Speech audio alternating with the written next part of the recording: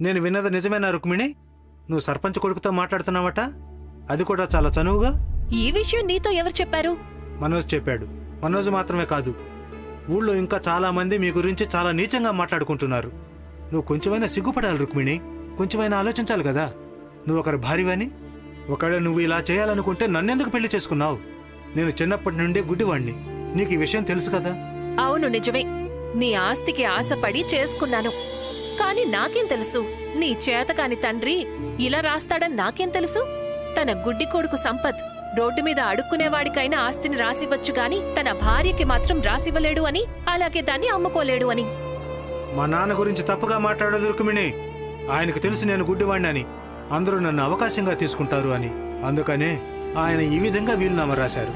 అదే కాకుండా నా ఆస్తిపాస్తుల నుండి ఎంతైతే అద్దె వస్తుందో దాన్ని నువ్వే కదా తీసుకుంటున్నావు. అందులో నుంచి నాకు ఒక్క రూపాయి కూడా ఇవ్వడం లేదు. ఇంకా చెప్పాలంటే నువ్వు నన్ను మోసం చేస్తున్నావు. నాకు కడుపు నిండా భోజనం కూడా పెట్టడం లేదు.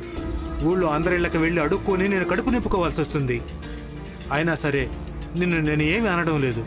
అరే, ఒకవేళ నేను అంత చెడ్డదాన్నైతే మరి ఎందుకు ఇక్కడి నుంచి వెళ్ళిపోవడం లేదు? రుక్మిణి మాటలు విని సంపత్ భావోద్వేగానికి గురవుతాడు. సరే రుక్మిణి, నేను వెళ్తున్నాను.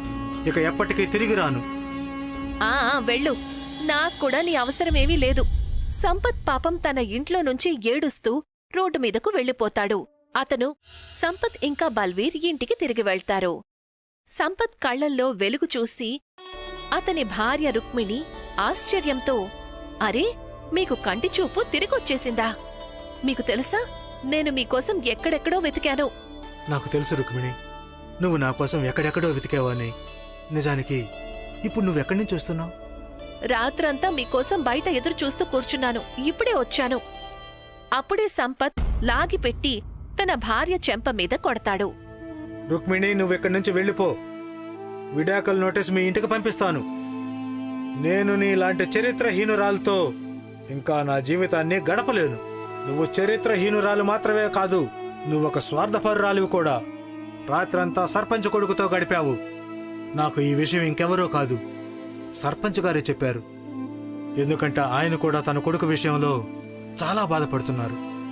రుక్మిణి చేతులు జోడించి వేడుకుంటుంది.